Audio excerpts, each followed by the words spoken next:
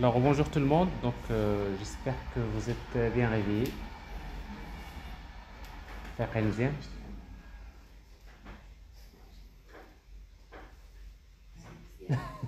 Ça va? Oui, alhamdoulilah. Alors je suis très content de vous revoir à nouveau. Donc pour continuer sur la partie concernant la technologie XML et Web Services. Je rappelle que jusqu'à présent, nous avons quand même fait des choses qui sont très importantes dans la technologie XML. Donc, juste en quelques petits rappels, d'abord, il faut rappeler que la technologie XML, c'est une technologie qui a été créée. C'est pour faciliter l'échange de données entre les systèmes d'information distribués. C'est pour automatiser l'échange de données entre les applications distribuées d'une manière générale. Et que nous avons parlé dans la technologie XML, on va séparer en fait les données, la structure des données et la mise en forme. Donc pour déclarer la structure des données, nous avons en fait deux façons de faire, soit utiliser ce qu'on appelle les DTD, Document Type Definition, ou bien les schémas XML. Idéalement, les schémas XML, parce que les schémas XML offrent plus de possibilités. Et après, pour créer, quand vous avez un document XML qui respecte, en fait, qui reste, dans la structure respecte ce qui est déclaré dans une DTD ou bien dans un schéma XML, c'est ce qu'on appelle un document XML valide. Bon, un document XML valide, c'est un document qui respecte en fait les règles qui sont déclarées dans un schéma XML ou bien dans une DTD. Et après, pour créer des feuilles de style plutôt des feuilles de style, bon, si on veut générer des codes HTML, c'est-à-dire si on veut afficher les données au format HTML, l'idéal c'est de passer via ce qu'on appelle des feuilles de style XSL, bon, XML Style Sheet, donc c'est un langage lui-même qui est basé sur XML et qui permet donc de créer des documents, qui permet de générer donc à la sortie en fait un document en format HTML ou peut-être en format XML, on va voir, encore en d'autres formats comme SVG si on veut dessiner par exemple des graphiques, voilà. Alors, les applications XML sont nombreuses. On s'est arrêté la dernière fois sur un exemple d'application dans lequel on a rappelé, en fait, c'était cet exemple-là. Que j'avais fait la démonstration et j'avais demandé, en fait, c'est-à-dire de vous laisser un peu le temps de pratiquer tout ça. Donc, c'est ce que je vais faire dans cette séance. Mais avant ça, nous allons d'abord travailler sur, en fait, un deuxième exemple. Donc c'est toujours l'occasion de rafraîchir un peu c'est-à-dire les connaissances. On travaille sur un deuxième exemple d'application et tout à l'heure donc je vous laisserai voilà avec vos machines et vous essayerez donc de vous-même de travailler ça. Alors en fait l'exemple, alors donc ça on a fait la dernière fois. Le schéma XML.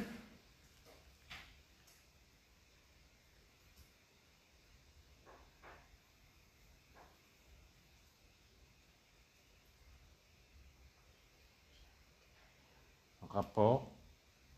On n'avait pas travaillé cet exemple-là, non? Bon, on va le prendre. Voilà un exemple.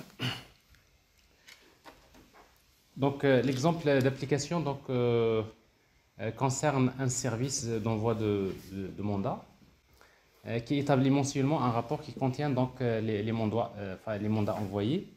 Alors on va supposer que dans notre exemple d'application ici, le rapport, en fait le rapport définit un ensemble de mandats. Et pour chaque mandat, donc, on va spécifier donc, le numéro, la date, le montant et un attribut qui indique son état. Est-ce qu'il est reçu ou bien non, non reçu. Et après, pour chaque mandat, nous avons un expéditeur et un destinataire. L'expéditeur, donc, on va garder son CIN, le nom, le prénom, la ville. Et la même chose pour le destinataire, CIN, le nom, prénom, ville. Voilà, donc ça c'est la structure. Donc vous avez donc chaque mandat. Donc ça c'est des exemples de... Ici donc j'ai un exemple qui contient 3 mandats. En fait, ce qu'on va faire comme la dernière fois, donc c'est juste sous forme de démon et après le rappel, c'est que d'abord on va faire une représentation graphique de l'arbre XML, donc comme on fait d'habitude. Ensuite, on va écrire une DTD,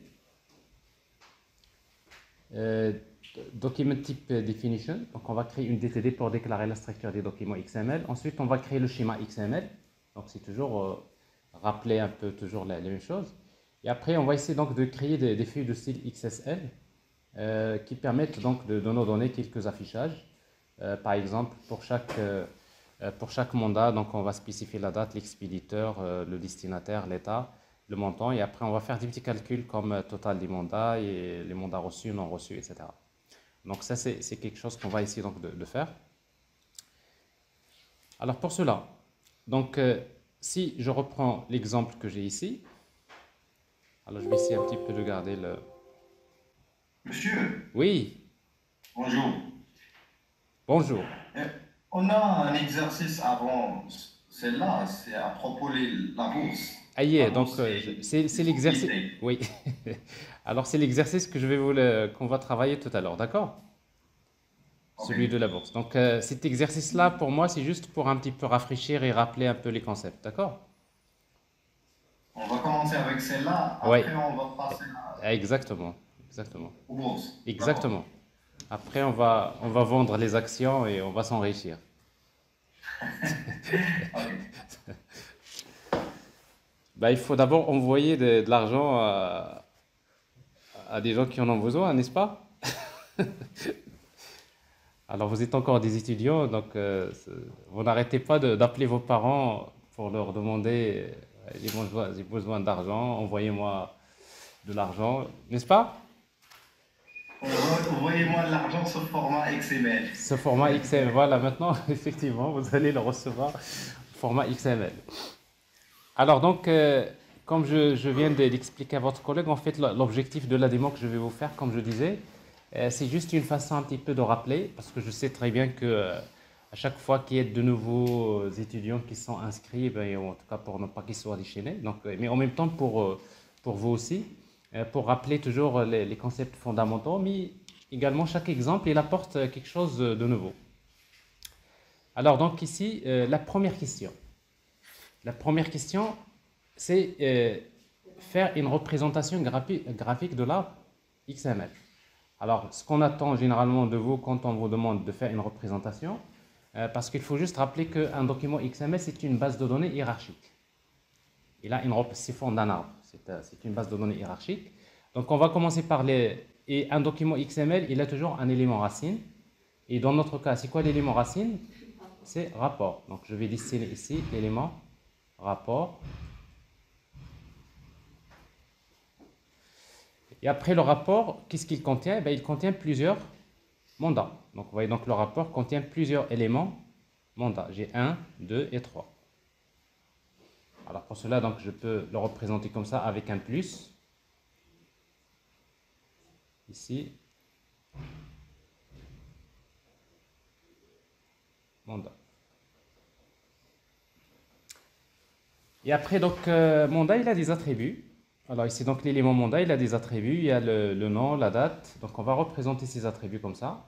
Donc avec l'attribut numéro, avec l'attribut date et avec l'attribut montant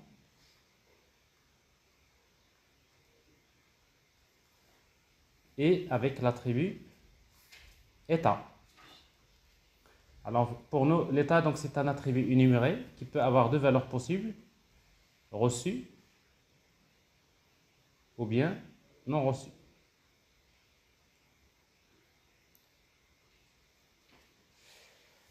Alors après donc chaque mandat, chaque élément mandat, donc vous voyez donc chaque élément mandat contient deux éléments fils. Il y a un expéditeur et un destinataire. Donc, ici donc je vais directement tirer là un élément expéditeur, c'est un élément.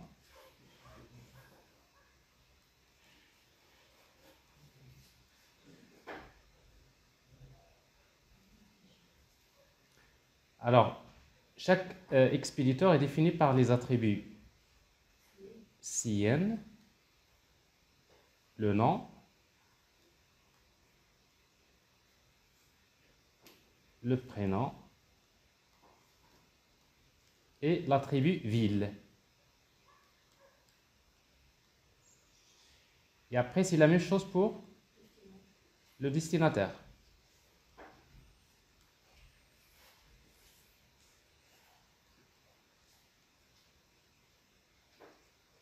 Donc, pour lequel on représente encore les attributs CN, le nom, prénom et ville.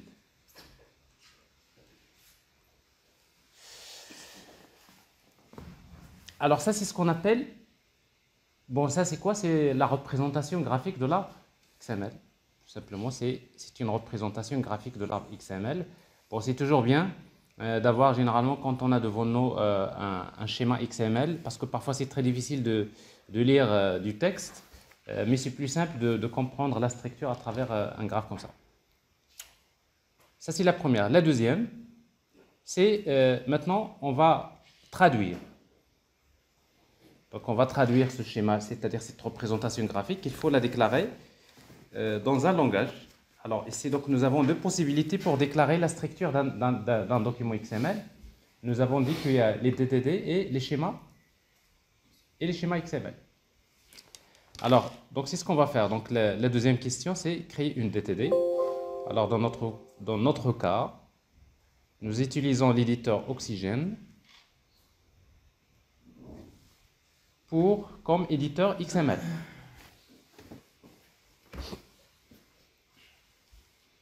Ça va, vous suivez jusqu'à présent. Donc c'est exprès, à chaque fois je rafraîchis, c'est juste un peu pour vous permettre à chaque fois de repartir sur les bonnes bases. Mais en même temps... Monsieur, oui, à propos de Oxygène, on n'a pas une version pour Linux. ben, c'est la même, en fait, la version, ben, si, tu peux télécharger la version pour Linux, c'est pas de problème. Parce qu'en fait, Oxygène, c'est une application Java. Normalement, si tu télécharges la version pour Linux, juste si tu veux avoir le même, bah, tu télécharges la version pour Linux, c'est pas de problème. Je vois pas Oui, de... j'ai téléchargé pour Linux, mais la procédure ne marche pas. Ah, la procédure, mais il faut télécharger la même version, 15, c'est pas la dernière. Ok.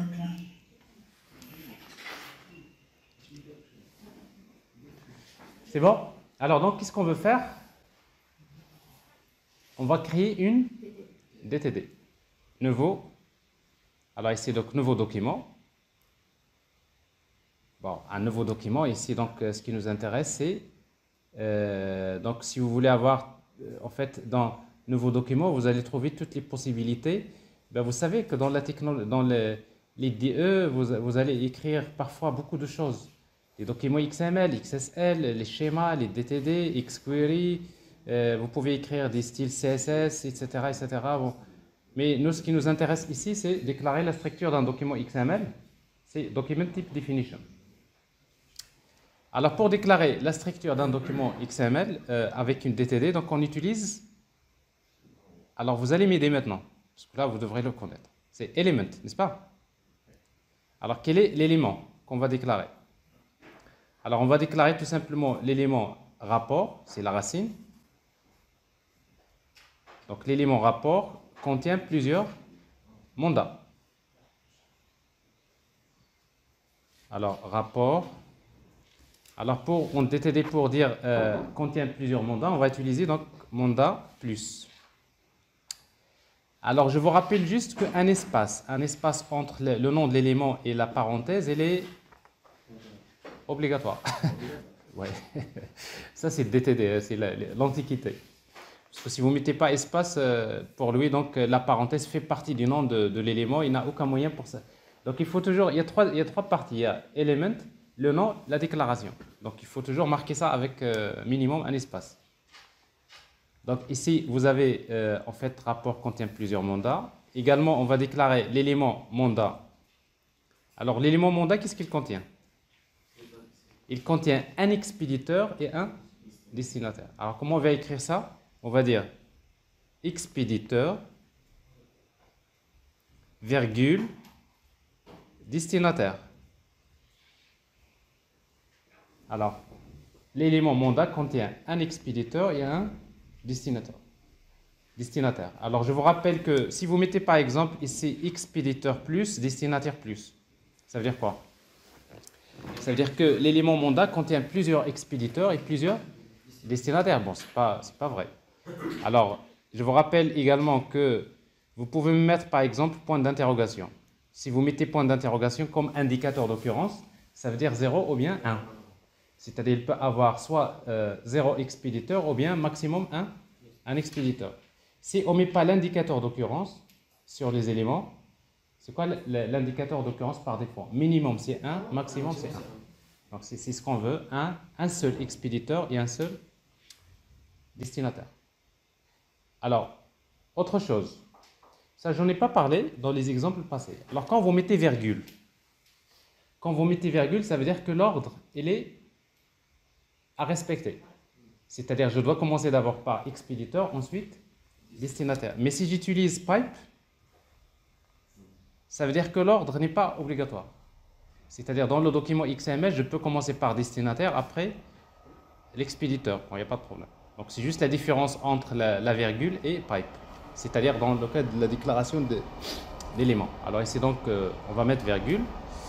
Et après, on va déclarer l'élément expéditeur. Alors l'expéditeur, est-ce qu'il contient des éléments fixes? Non. Il ne contient que des attributs. Donc on va dire c'est empty. Et element destinataire, l'élément destinataire lui-même, il est empty.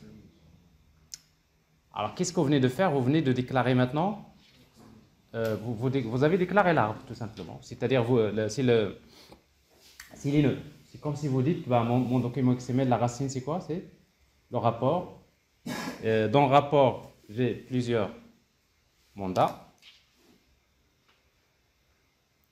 C'est ce qu'on est en train de faire. Alors, qu'est-ce que je suis en train de dire? Donc, je suis en train de dire que tout simplement, j'ai l'élément rapport. C'est la racine qui contient plusieurs éléments mandat. M. Et chaque élément mandat contient un expéditeur et quoi? Un destinataire. Un expéditeur et un destinataire. Un expéditeur et un destinataire. Donc avec élément, je déclare que mon document XML c'est un arbre, comme ça. Alors maintenant, qu'est-ce qu'il nous reste? Il nous reste chaque élément, il a des attributs. Alors maintenant, on va déclarer les attributs de mandat, les attributs de chaque élément. Alors pour déclarer les attributs, donc je vous rappelle qu'il faut utiliser quoi? Atlist. Tout à fait. Alors, mandat. Alors, quels sont ces attributs? Donc ici, on peut faire entrer et faire des tabulations, comme ça. Alors, les attributs, donc il y a numéro, num, le numéro du mandat. Et les de quel type? Alors, nous avons dit que on va utiliser donc soit nmtoken, soit cdata. Alors, en tout cas, dans DTD, on n'a pas beaucoup de choix. Donc, cdata, ça veut dire c'est du texte. Okay? nmtoken, c'est du texte, mais qui n'accepte pas les espaces. Alors, le numéro, donc, cdata, par exemple, est plutôt nmtoken. Cdata, et après, la présence. Alors, la présence ici, c'est required, c'est-à-dire la présence, elle est obligatoire. Et quoi d'autre? Il y a la date, de type cdata, la présence obligatoire, le montant, de type cdata, la présence obligatoire, et l'état. Alors l'état, c'est un type énuméré, donc je vous rappelle que pour déclarer un type énuméré, on va utiliser donc entre parenthèses les valeurs possibles. Alors pour moi, les valeurs possibles, soit reçues, soit pipe, non, reçu. Alors en fait, si vous mettez non reçu avec espace, il n'accepte pas.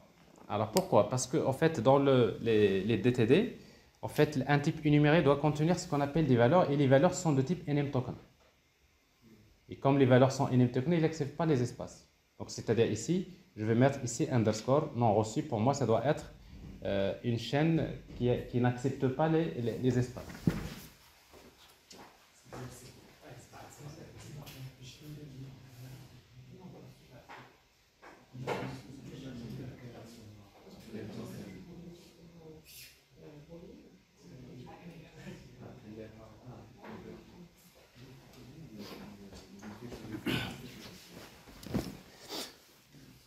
Alors, donc, reçu, non reçu, et après, la valeur par défaut. Et la valeur par défaut, c'est non reçu. Alors ici, donc, j'utilise underscore comme séparateur.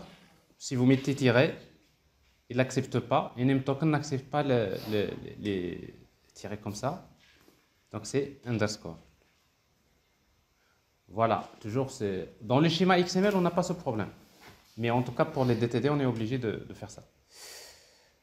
Alors, après, il y a les attributs de AtList encore, expéditeur. Alors, les attributs de l'expéditeur sont quoi? C'est le nom, de type CData, la présence obligatoire, prénom, CData, présence obligatoire. Quoi d'autre? Le nom CN, CData, présence obligatoire, et la ville. Alors ville, type CData. Alors on va supposer que la ville n'est pas obligatoire, on va mettre ici, au lieu de require, on va mettre implied. Implied, c'est-à-dire facultative. Voilà, j'enregistre. Alors ce fichier-là, on va le mettre dans un dossier qu'on va appeler, ça c'est les mandats. Le fichier, on va l'appeler rapport.dtd.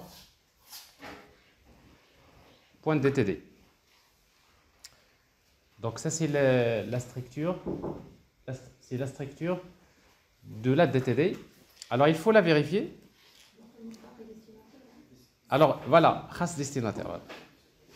Alors, pour faire destinataire, dans les DTD, on est obligé de faire copier-coller.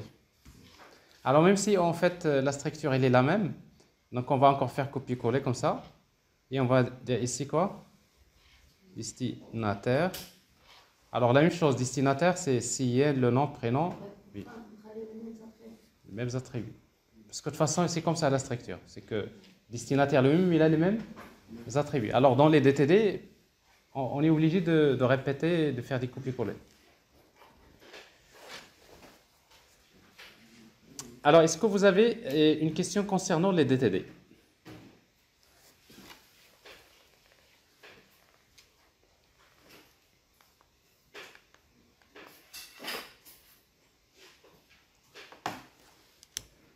C'est bon? السكوت علامة الرضا. Je suppose que s'il n'y a pas de questions, ça veut dire que tout le monde a compris. Un petit mot de l'extérieur. C'est OK?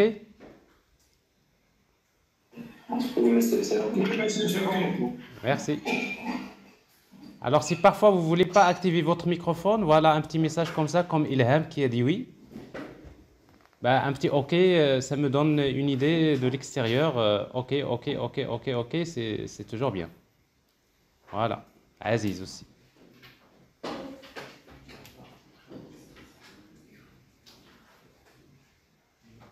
Voilà, la suite. Okay. Voilà, donc tout à fait.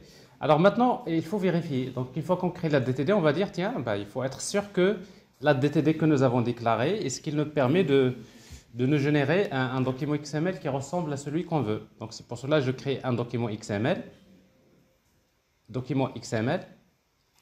Et après, personnalisé.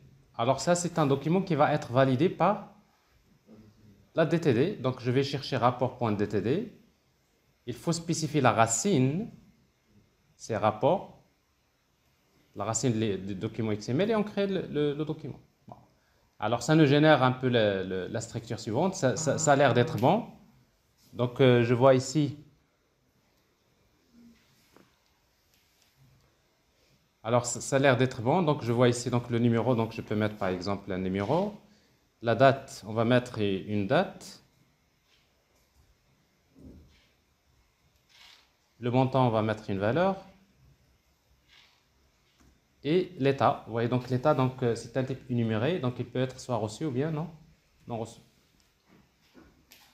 Ainsi de suite, l'expéditeur, bon la ville il n'est pas obligatoire, c'est pour cela qu'il n'apparaît pas par défaut, parce qu'il est implied.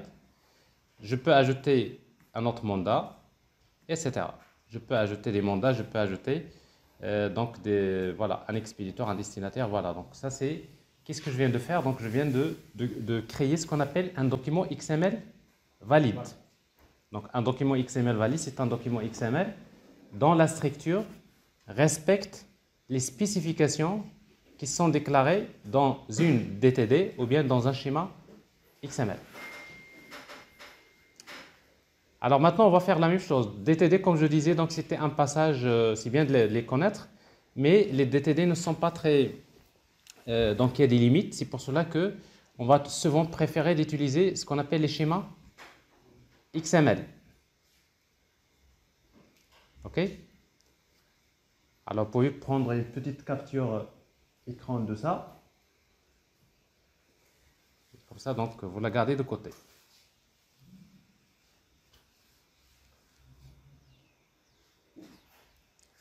Et que vous êtes en même temps connecté dans vos machines. Hein? On passe schéma. Alors, je répète, donc je suis juste en train de rappeler un peu à travers un exemple. Alors, créer un schéma XML, donc XML schema. Donc, le schéma XML. Alors, en fait, je vous rappelle que pour déclarer un schéma XML, donc on va choisir, au lieu du mode design, c'est le mode texte. Bon, un schéma XML, c'est un document XML. Bon, le namespace, alors ça, je le supprime pour le moment, je n'ai pas besoin. Le namespace, c'est XS. Donc, on peut l'appeler de préférence XSD. Il faut changer là et là. C'est-à-dire XML Schema Document. Et après, pour déclarer des éléments, on va utiliser XSD element. Alors, le nom de l'élément, c'est rapport. Alors, l'élément rapport, en fait, dans les schémas, je vous rappelle qu'il y a deux types d'éléments. Il y a ce qu'on appelle, il y a deux types. Il y a les types simples et les types complexes. Très bien. Alors, pour les types simples, donc, c'est les strings, c'est les entiers, etc. Pour les types complexes, c'est tout simplement comme rapport. Un rapport. C'est quoi un type complexe? C'est un élément qui contient soit des éléments fixes, soit des attributs, soit les deux. Alors, c'est le cas ici. Donc, le rapport, c'est un élément complexe. Donc, on va utiliser, entre element et slash element, on va utiliser XSD complex type. Complex type. C'est un type complexe. Bon, c'est un type complexe qui contient une séquence. Une séquence d'éléments. Alors maintenant, ce serait l'occasion pour moi de parler des choses dont je n'ai pas parlé la semaine dernière. Alors, dans un type complexe, je peux utiliser XSD sequence. C'est une séquence. C'est une séquence qui contient combien d'éléments? Plusieurs mandats, n'est-ce pas? Alors ici donc une séquence qui contient plusieurs mandats, donc je dois utiliser ici quoi? XSD element name mandat. Alors mandat, la même chose, c'est un type complexe puisqu'il contient des éléments fixes. Alors ici min occurs, c'est-à-dire combien de mandats minimum? Bon, on va supposer qu'on aura minimum un mandat et maximum plusieurs, c'est-à-dire max occurs and bounded. Donc les attributs min occurs, max occurs, ça permet de limiter. Supposons, pour une raison ou une autre, on vous dit que le document XML ne doit pas dépasser 60 mandats. On va mettre ici max, c'est 60. Donc là, on limite. On est en train de dire au parseur XML, si jamais tu trouves un document XML qui dépasse 60 instances, les mandats, tu n'acceptes pas. Donc ça, c'est l'un des avantages du schéma XML. Dans les DTD, on ne peut pas limiter. Alors si vous mettez un bounded, c'est-à-dire c'est infini. Et après maintenant, au lieu de faire encore, comme je disais la dernière fois, au lieu de faire encore complex type puis on reprend, ben, on va préférer plutôt dire type et on va créer un type qu'on va appeler tMonda. Type Monda, comme ça. Et comme ça, donc, je peux dire, ça y est, j'ai terminé cet élément, la déclaration de l'élément. Maintenant, il faut déclarer quoi? Après element, il faut déclarer tMonda en utilisant XSD. Voilà, exactement. XSD complex type. Name, c'est quoi? C'est tMonda. Très bien. Alors maintenant, un mandat, qu'est-ce qu'il contient? Il contient un expéditeur et un destinataire. Donc on va encore utiliser XSD sequence. N'est-ce pas? Alors, qu'est-ce qu'il contient? Expéditeur, XSD, element, name, expéditeur. Alors, min occurs, c'est 1. Max occurs, c'est 1. Si on ne met pas min occurs, max occurs, par défaut, c'est 1. Donc, je n'ai pas besoin de mettre min occurs, max occurs, parce que par défaut, c'est 1. Min occurs par défaut, c'est 1, et max occurs par défaut, c'est 1. Mais par contre, on va mettre type. Je vais créer un autre type que je vais appeler T expéditeur. N'est-ce pas? Type expéditeur.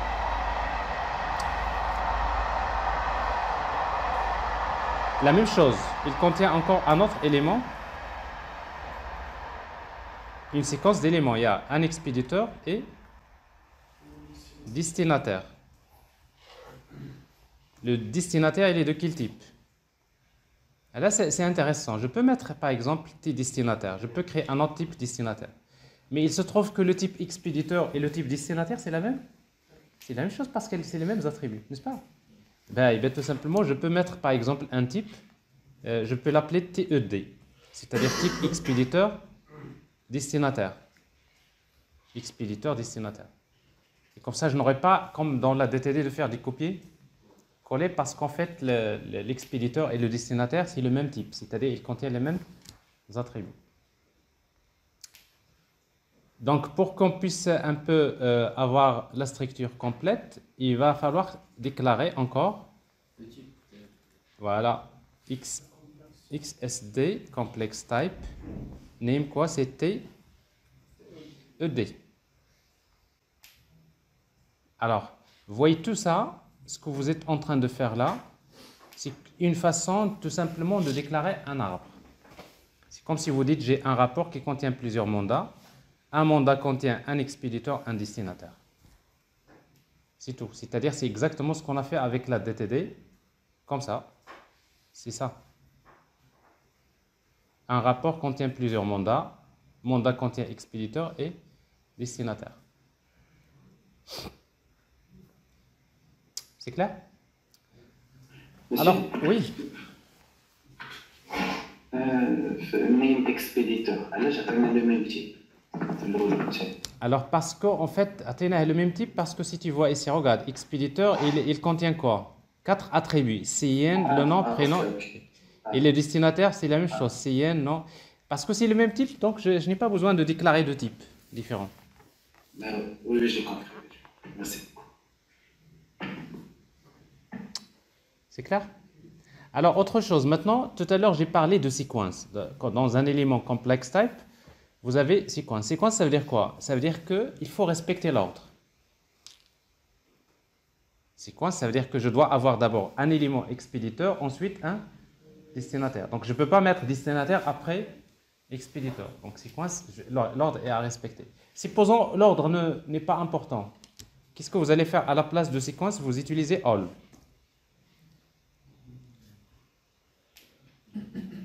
Alors, l'élément all à la place de séquence, ça veut dire quoi? Ça veut dire que c'est une séquence, mais l'ordre n'est pas important. C'est-à-dire, je peux commencer par un, l'autre, etc.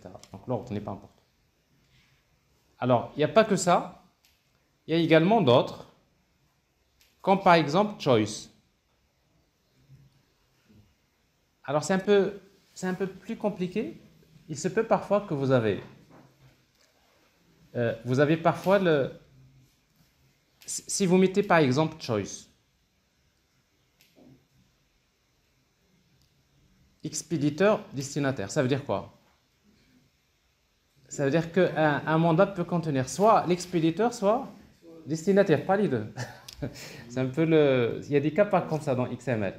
Parfois il se trouve que par exemple vous dites une personne a un nom, le prénom, email, n'est-ce pas?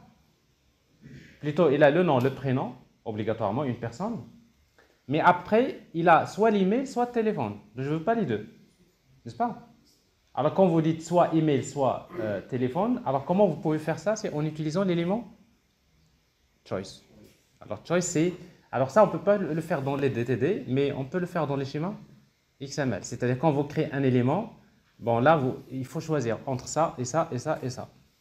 Alors ici dans notre cas c'est pas le ni choice ni all, mais on va garder quoi? Sequence. Voilà, Monsieur, alors, oui. quand on parle de respecter l'ordre là, c'est de quel ordre nous parlons? Alors, l'ordre dans le document XML, ici. Alors, regarde, quand je crée le XML, un mandat, il faut commencer d'abord par expéditeur, après, il y a le destinataire. C'est-à-dire, je ne peux pas faire ça. L'élément mandat, vous ne pouvez pas commencer par destinataire, après expéditeur. Donc, c'est dans l'ordre, dans le document XML. Est-ce que c'est clair? Oui, monsieur. Voilà. Alors maintenant, qu'est-ce qu'il nous faut pour compléter? Il nous faut les attributs. Alors, pour déclarer les attributs, donc il faut d'abord les attributs de quoi? De mandat. Alors, pour déclarer les attributs, donc je répète, il faut d'abord terminer séquence, et après, il y a les attributs. On ne peut pas déclarer les attributs après séquence. Alors, vous voyez ici, donc, notre type mandat, il a un expéditeur, un destinataire, et après, il y a des attributs. XSD attribute. Name, le nom de l'attribut. Alors, mandat, quels sont ces attributs? Nous avons le numéro, la date, le montant et état. Num, de quel type? Alors, ça, c'est un type simple. On peut utiliser XSD. Alors, si c'est un entier, on va mettre par exemple int. C'est un entier. Et après, la présence use, wash optional, ou bien required, ou bien prohibited. Donc, je vous rappelle, required, ça veut dire que la présence, elle est obligatoire. Optional, c'est optionnel. Et prohibited, c'est tout simplement qu'il ne doit pas apparaître. Un peu, j'ai expliqué la dernière fois, c'est-à-dire, souvent, il a une valeur fixe, donc je ne peux pas le mettre dans l'élément. Monsieur, Oui. vous avez dit que c'est une bonne pratique de commencer en bas de l'arbre. C'est-à-dire qu'il faut commencer avec le type TED. Merci. Dans les attributs. On va le faire. Lyman. Alors, la dernière fois, je vous ai dit qu'une bonne pratique, effectivement, c'est que vous commencez par les éléments. Vous commencez par déclarer élément, et après, maintenant, vous êtes en bas de la racine de l'élément, et vous commencez par déclarer les attributs de l'élément en profondeur, c'est-à-dire en bas. Oui, c'est une bonne pratique pour ne rien rater. Il a tout à fait raison, merci de me l'avoir rappelé. Alors, type expéditeur destinataire, quels sont ces attributs? Il ne contient que des attributs, donc on va utiliser attribute, name, il y a le nom, le type. On va utiliser maintenant string, XSD string, cdata, et quoi d'autre? Use, required. Et après, vous faites copier-coller. Alors, la même chose pour... on a 4 attributs ici. Vous avez le nom, vous avez prénom. Le premier, c'est CN d'abord, si on veut respecter l'ordre, CN, le nom, prénom, et ville. Alors là, il n'y a aucune contrainte ici, donc on le laisse comme ça. C'est bon? Et après, effectivement, maintenant, on complète les attributs de mandat. Et ça se passe ici. Alors, XSD attribute name égale num de type, c'est un entier XSD int, use required, XSD attribute name, la date, le type. Alors là, on va utiliser XSD date, c'est une date, c'est une vraie date. Use required. XSD element ou bien attribute name montant, le type XSD double par exemple, c'est un montant, c'est un float ou bien double, et après la présence obligatoire. Et le dernier, XSD attribute name état. Alors état, donc c'est un type énuméré. Il peut avoir la valeur soit reçue ou bien non reçue. Alors pour déclarer un type énuméré dans le schéma, donc je rappelle, il faut mettre état. Il faut dire entre attribute et slash attribute, on va mettre simple type, XSD simple type. C'est un type simple. Et à l'intérieur de simple type, on va utiliser simple type. On va utiliser restriction. XSD restriction. C'est quoi le type de base? C'est le type string. Alors, je répète. Donc ici, si vous faites ça, c'est exactement, c'est comme si vous déclarez l'attribut état et les de type string. C'est la même chose, jusque-là. C'est comme si vous faites état de type string. Alors, sauf que cette fois-ci, entre restriction et slash restriction, je peux ajouter ce qu'on appelle les facettes, ou bien les restrictions. Je nomme les facettes, par exemple, min length, max length. At string, ça peut être, je ne peux pas avoir plus de 4 caractères. Je dois avoir minimum de caractères, n'est-ce pas? Et je peux, par exemple, si c'est un entier, donc je peux lui dire la valeur ne doit pas dépasser 25. Donc, je peux ajouter les contraintes. Alors ici, donc, pour nous, c'est un type énuméré. Donc, on va utiliser tout simplement XSD enumeration. Normalement, les valeurs, il y a reçu, la première, XSD enumeration. La deuxième valeur, c'est non reçu. Alors, vous pouvez le remarquer ici, donc, parce que en fait, c'est un string. Donc là, il n'y a pas de problème, il accepte l'espace. Parce que ici, donc, dans la base, c'est un string. Okay.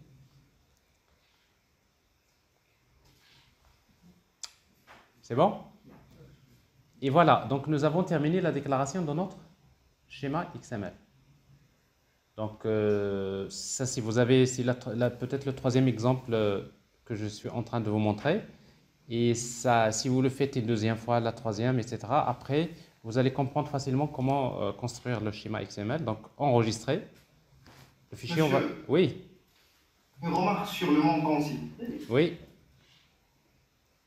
Je crois qu'il XSD.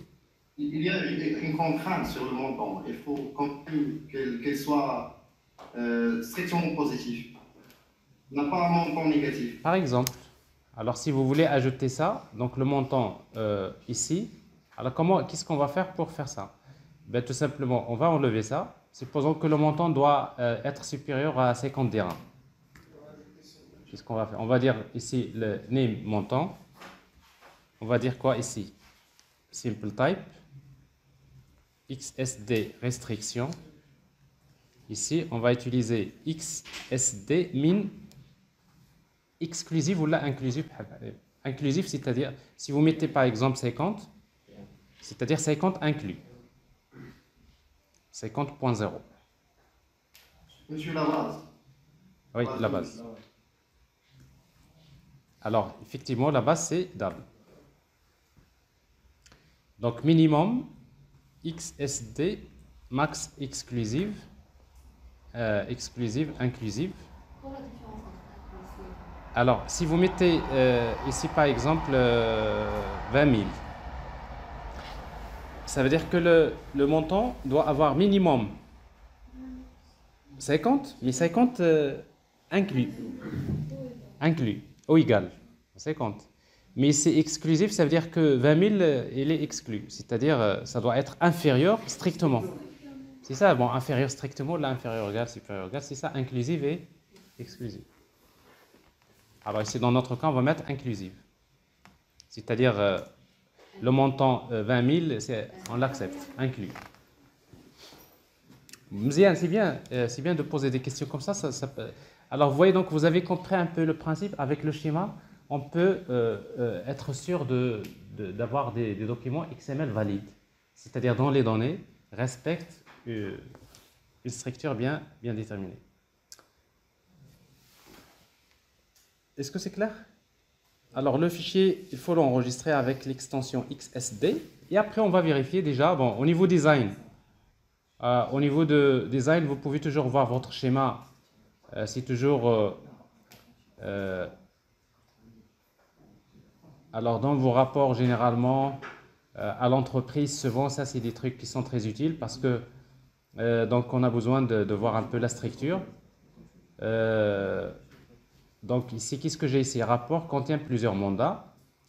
Et mandat, il y a les attributs, num, la date, le montant, l'état.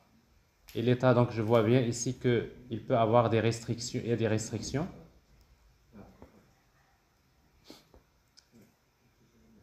Et après, il y a un expéditeur qui a des attributs. Et destinataire qui a également des attributs. Voilà.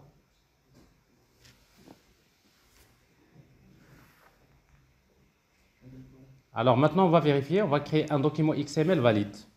XML, personnalisé. Alors cette fois-ci, on va valider notre document XML en utilisant XSD.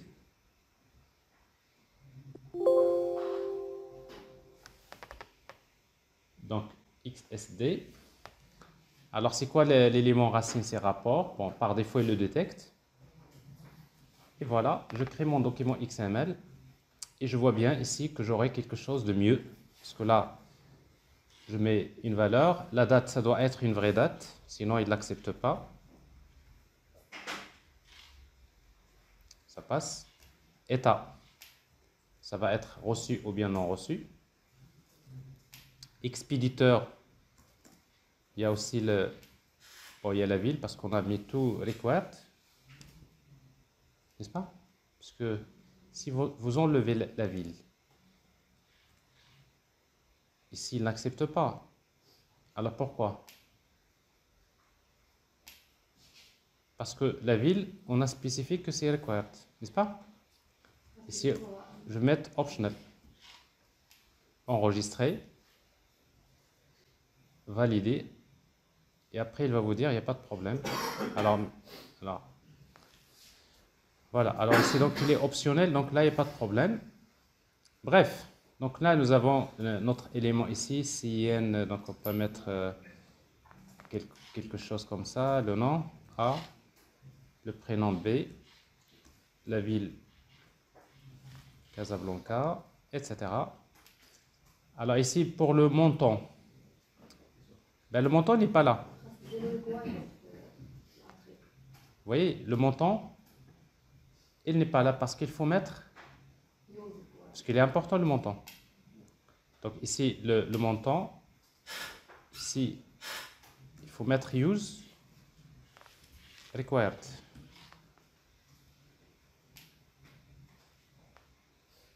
Comme ça, si vous validez maintenant comme ça, il va vous dire non, non, j'accepte pas. Il se trouve que cette validation, ça lui prend beaucoup de temps, je ne sais pas pourquoi. Normalement, c'est rapide si vous êtes dans votre machine tranquillement. Voilà. Il vous dit que ça, c'est... Donc là, il faut mettre le montant. Alors maintenant, le montant, vous ne pouvez pas mettre n'importe quoi. Si vous mettez 20, il va vous dire non. Si vous mettez 50, il va vous dire oui. Ça passe. Si vous mettez 25 000, il sera souligné. Donc le parseur XML, maintenant, il a plus d'éléments pour être sûr que les données qu'on va transmettre entre les systèmes d'information sont bien valides.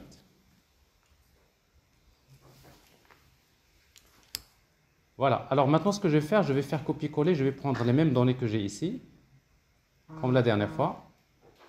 Alors, tes questions? Alors, donc ici, donc, j'ai un exemple de fichier. Donc, je prends les mêmes données que j'ai ici. Notre document XML que nous avons là. Alors, bien sûr, ce document XML qui n'est pas, en fait, il n'est pas valide, n'est-ce pas?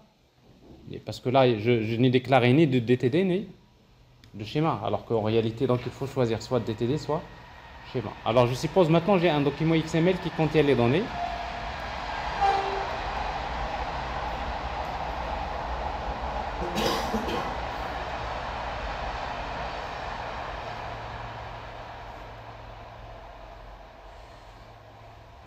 Alors, le fichier, on va l'appeler rapport.xml. Alors, juste, on a encore 30 minutes avant la pause, donc je vais passer au cas de la feuille de style XSL. Donc, comme je disais, donc, je suppose que nous avons le document XML. Et après, ce qui est demandé, c'est de créer une feuille de style qui permet de faire une représentation HTML des données du document XML. Donc, je vous rappelle que pour créer une feuille de style XSL, donc on va utiliser donc XSLT. Bon, si vous cherchez dans la partie nouveau document, vous allez trouver donc XML Style Sheet Document. Alors, dans notre exemple, en fait, nous avons besoin de quoi? D'afficher un tableau comme ça.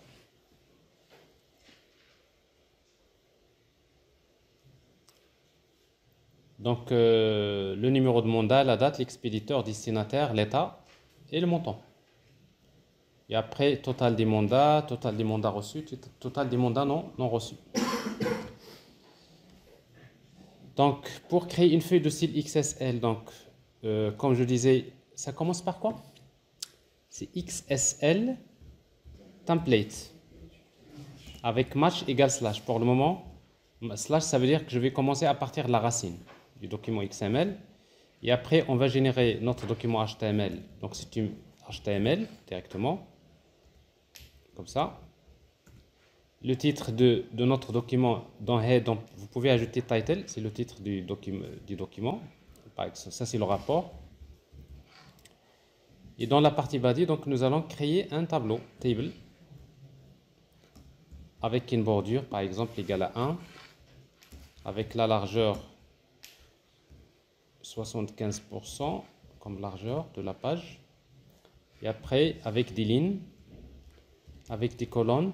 Donc, j'ai besoin d'afficher le numéro de mandat, la date,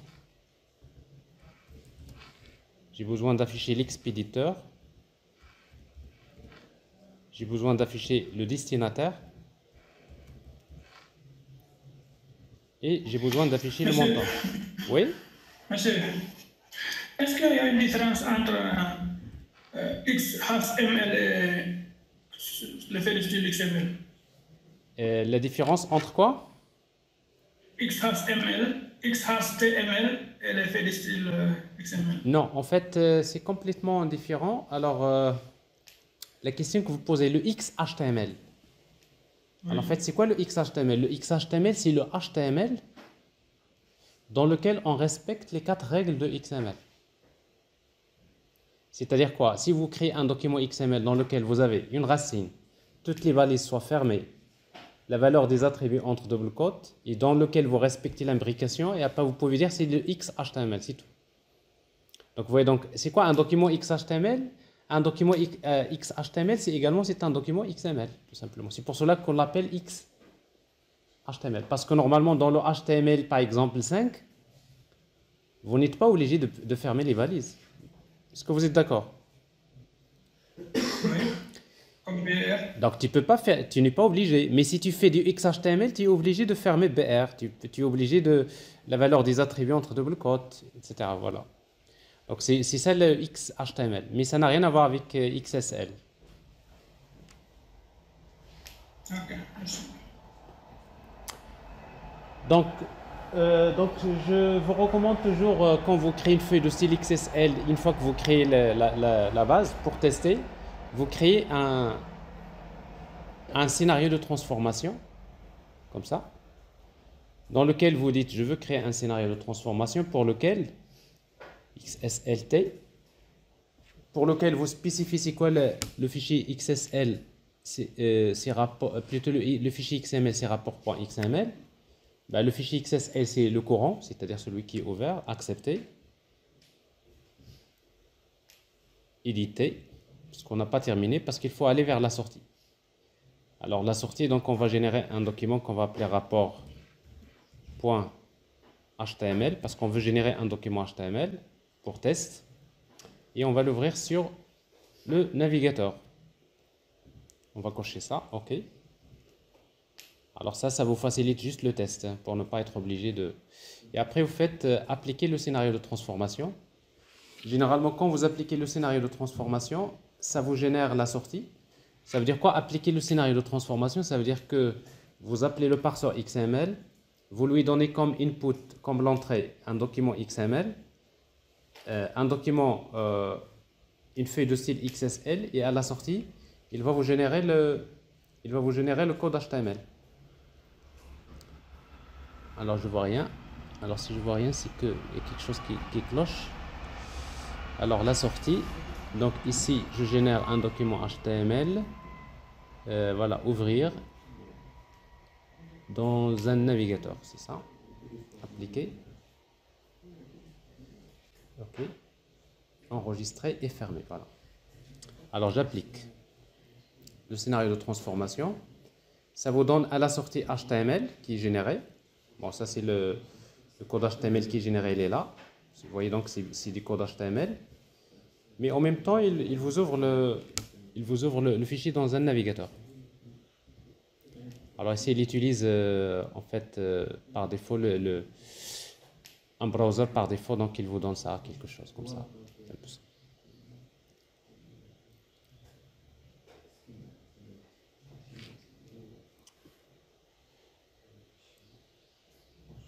Alors, dans notre cas, qu'est-ce qu'on veut? On veut afficher tous les rapports. Donc, on a besoin de faire une boucle. N'est-ce pas? Alors, pour faire une boucle, on va utiliser XSL for each. Alors, pour chaque élément rapport slash mandat, pour chaque élément rapport slash mandat, je vais afficher une ligne. TR. Et cet élément, la ligne, il contient des TD. Et qu'est-ce qu'il y a dans le TD? Je vais afficher la valeur de numéro. Et pour afficher la valeur d'un attribut, on va utiliser quoi? XSL value of. Et qu'est-ce qui nous intéresse ici? Avec l'attribut select, ce qui m'intéresse, c'est l'attribut num. Et je fais copier-coller pour afficher le reste. Mais là, regardez, par exemple, pour la date, il n'y a pas de problème. La date. La troisième colonne, qu'est-ce qu'il contient? Regardez, l'expéditeur. Alors, je suis dans un élément mandat. Moi, ce que je veux afficher, ici, si vous mettez value of, vous mettez expéditeur. Expéditeur, il est là. Mais expéditeur, c'est un élément. Qu'est-ce qui m'intéresse dans l'expéditeur? C'est le nom. Donc, vous mettez encore slash, cn ou le nom, etc. Alors maintenant, moi je veux afficher en fait le cn, le nom, d'après ce que j'ai ici. Je veux afficher cn et le nom. Donc qu'est-ce que je vais faire? Ben, tout simplement, je vais prendre ça, CTRL X, et je vais faire une liste. UL, ou list item, LI directement, bon, c'est permis en HTML comme ça. List item, des puces, dans lequel je vais mettre la première, je vais mettre expéditeur slash cn slash, alors pourquoi j'ai ici ça? Alors l'élément int tag slash, il y a quelque chose qui manque, slash, ah il y a un slash qui manque ici, oui,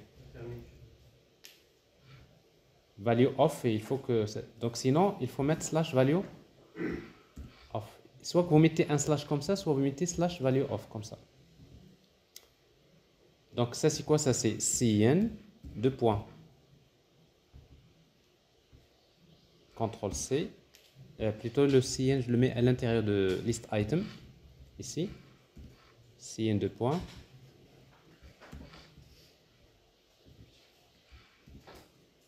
Et la même chose ici, je mets le nom. L'attribut, je vais afficher l'attribut non. Il y a un TD que j'ai copié en plus. Voilà. Donc ça nous donne quelque chose comme ça.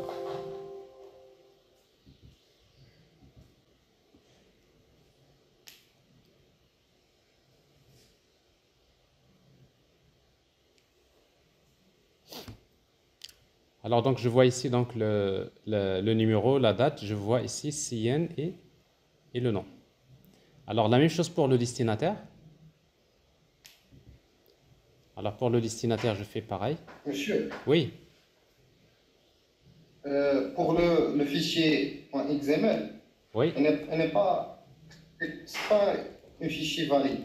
oui, On je n'a l'ai dit. pas validé avec Oui, yeah. XSD. Oui, c'est ce que j'ai dit tout à l'heure. Donc Nahada, c'est un document qui n'est pas valide. D'accord?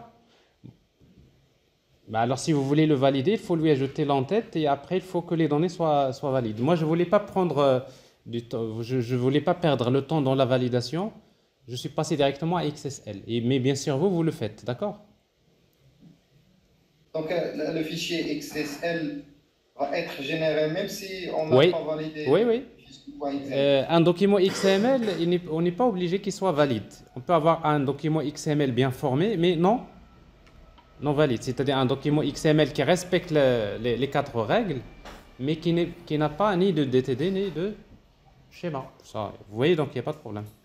Ben, un parseur XML donc, accepte aussi un document XML non valide, c'est-à-dire un document XML bien formé. C'est des mauvaises pratiques. Le fait d'utiliser des documents XML non valides, c'est une mauvaise pratique. Parce qu'en fait, ici, vous voyez, donc il y a une date d'ailleurs. Si vous mettez 78,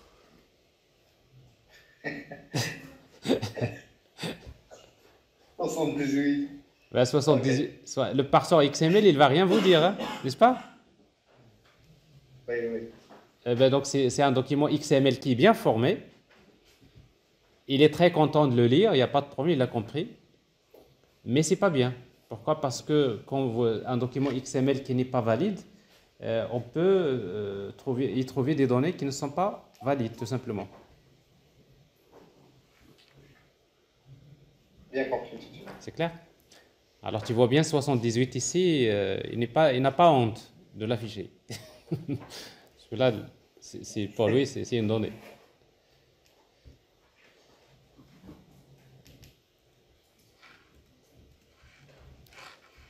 Alors, donc voilà. Et après, vous faites copier-coller pour l'autre. Voilà, CTRL V. Alors, ça, c'est pour le destinataire. Destinataire.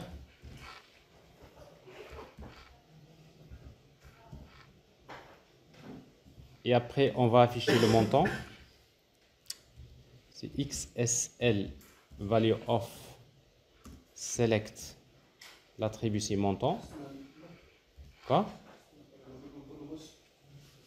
Oui. Il y a aussi l'état. Tout à fait. TD. XSL value of select. L'attribut état. Est-ce qu'il est reçu ou pas? Je vais ajouter ici la colonne TD. Ça, c'est état. Alors, je n'ai pas toujours enregistré la feuille de style. Je vais l'appeler rapport 1.xsl.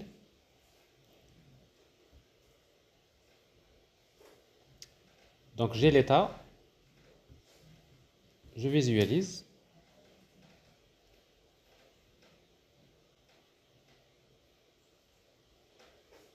Donc pour le moment, voilà mon tableau de données qui est comme ça. Alors j'ai la date, j'ai CN, j'ai le destinataire. Mais le destinataire, vous voyez donc il n'affiche pas les valeurs. D'après vous, pourquoi? Parce que j'ai utilisé un destinataire mal orthographié. Vous voyez, donc le parseur XML, quand il ne trouve pas Dans expat, il ne trouve pas, vous voyez, l'ignore. Destinataire.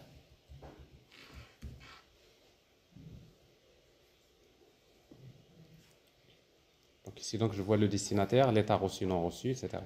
Alors maintenant, ce que je vais afficher, je vais ajouter donc total des mandats. Alors pour cela, il faut d'abord sortir de la boucle. Parce que cette boucle-là, qu'est-ce qu'il permet de faire? Il permet de...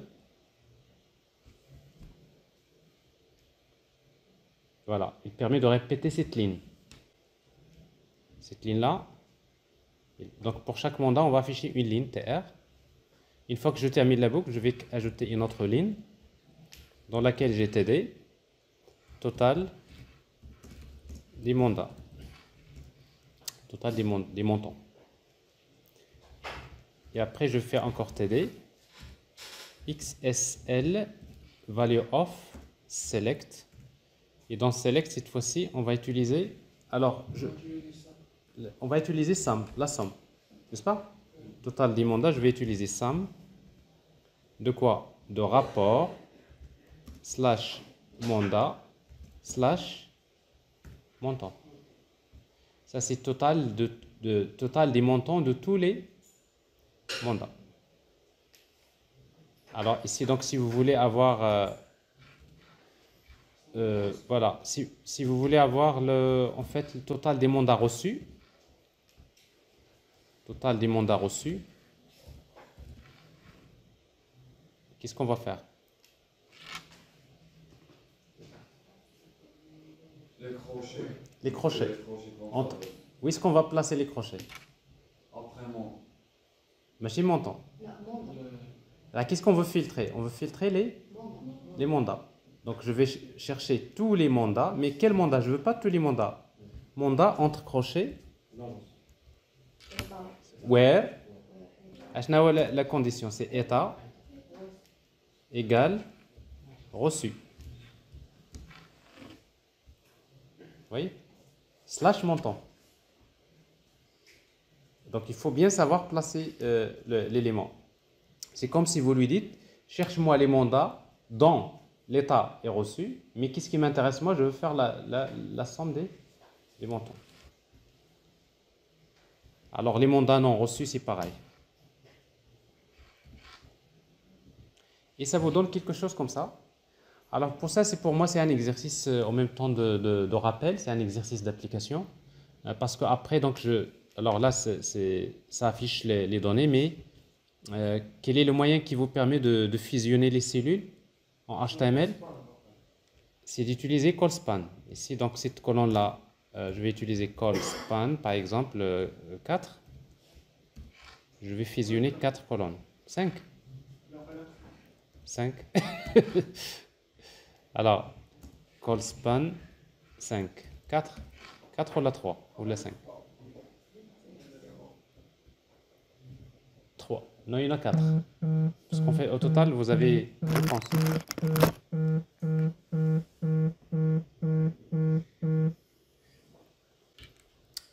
Donc, vous voyez, donc c'est bon. Il y en a 1, 2, 3, 4, 5. 5 colonnes fusionnées. Et ça vous donne quelque chose comme ça. Alors, c'est un exercice simple, mais pour moi, pour vous, c'est un rappel de DTD, un rappel sur les schémas, un rappel c'est quoi un document XML valide, un document XML non valide, bien formé.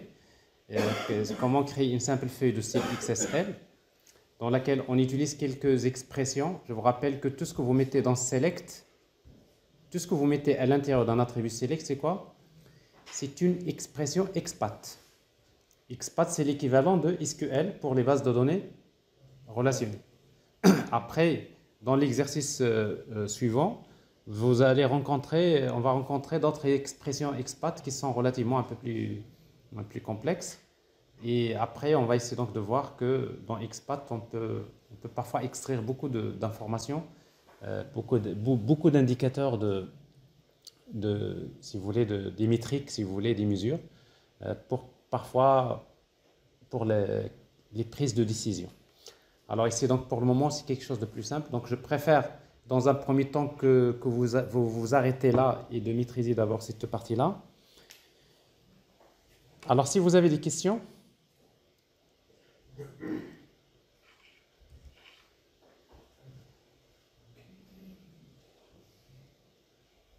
Question? Pas de question? On va prendre un café, on va prendre la pause. Et après la pause, donc, je vais vous laisser un peu de temps pour travailler, mais en même temps, on va revenir sur l'exercice. Vous allez travailler sur l'exercice bourse. Donc, je vous ai donné. Et à la fin de la séance, on va essayer donc d'apporter quelques éléments de correction. Donc, il va falloir préparer vos machines après la pause pour travailler sur dans l'exercice suivant. Et l'exercice suivant, on devrait l'avoir dans la page avant le cours des schémas XML, je pense.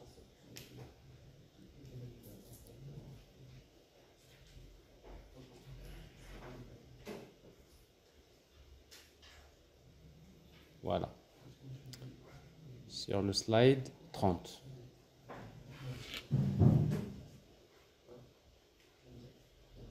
Monsieur, Oui.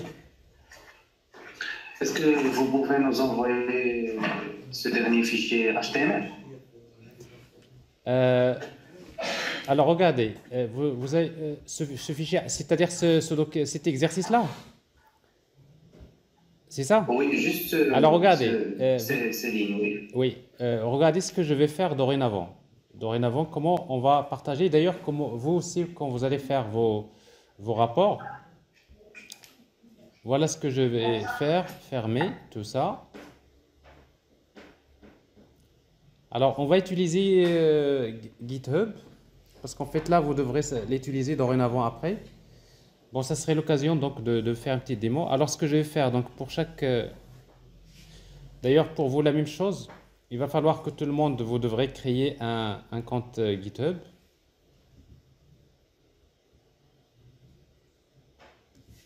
On fait cette histoire-là.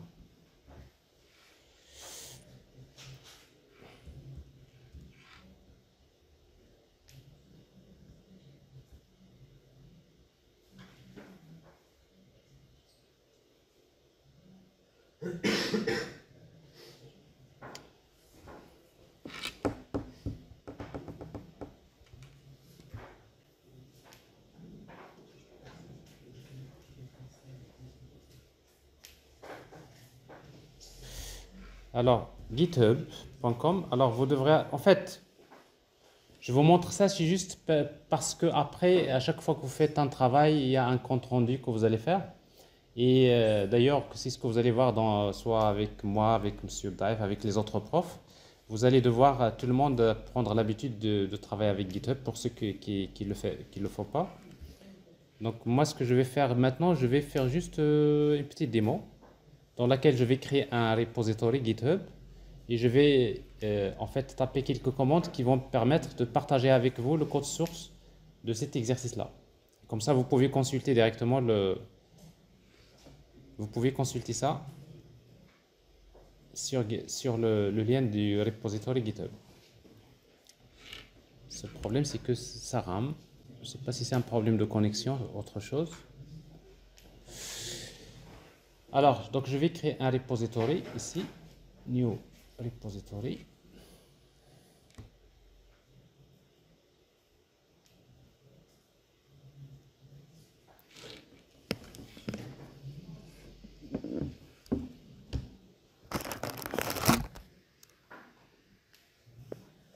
Est-ce que vous m'entendez toujours? C'est un peu long, c'est ça?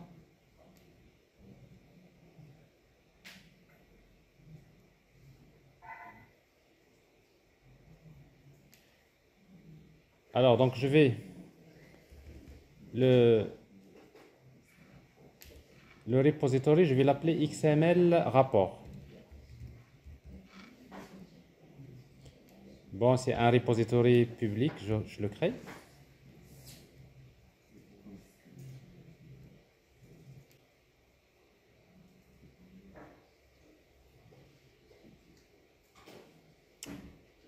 Alors là, d'ailleurs, vous trouverez quelques commandes de base que vous devrez utiliser c'est-à-dire pour envoyer des documents sur sur ce repository. Alors pour moi, je vais prendre juste cette ligne-là, parce que là, il contient l'adresse de ce repository. Et je passe directement sur ligne de commande.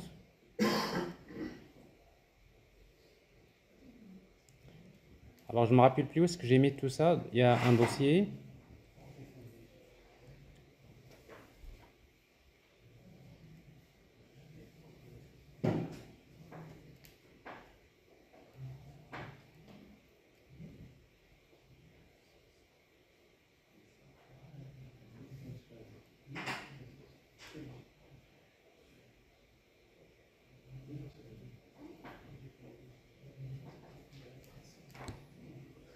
Je pense que j'avais créé un document, un dossier qui s'appelle XML ou TPXML.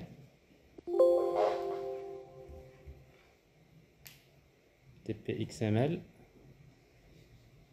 dans lequel j'ai mandat. Voilà, ici. Normalement, voilà les fichiers que je viens de créer. Donc, je vais passer directement la commande CMD.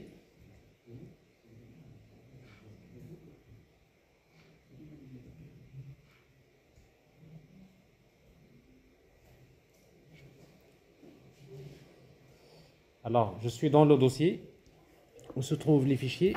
Ils sont bien là. Alors, je vais utiliser git init.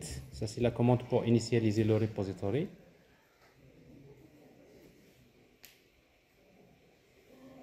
Je vais utiliser git add. Je vais ajouter tous les fichiers. Point. Ils sont ajoutés. Je vais utiliser git commit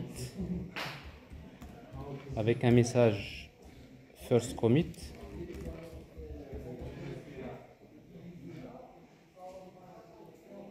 J'ai fait un commit et après je vais faire push. Git push.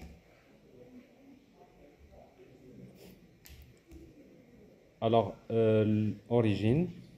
Non, il y a d'abord la commande qu'il faut exécuter, que celle que j'ai copiée. Je vais créer donc je vais spécifier l'adresse de mon repository que j'ai créé.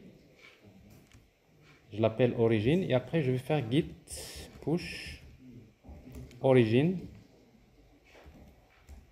Si vous voulez moins u. Origine master.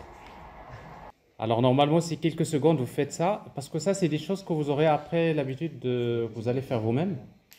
Et une fois que j'ai fait ça, bien, tout simplement pour répondre maintenant à ta question, voilà. Donc le repository que j'ai créé, il est là. Voilà son adresse. Et là, vous allez trouver le code. Le code que je viens d'écrire ici. Sur cette adresse-là. Elle est là. Alors je prends cette adresse de repository. Ça, c'est le repository. Je le partage ici. Ou bien sur Classroom. Alors, il est dans les messages de Google Meet.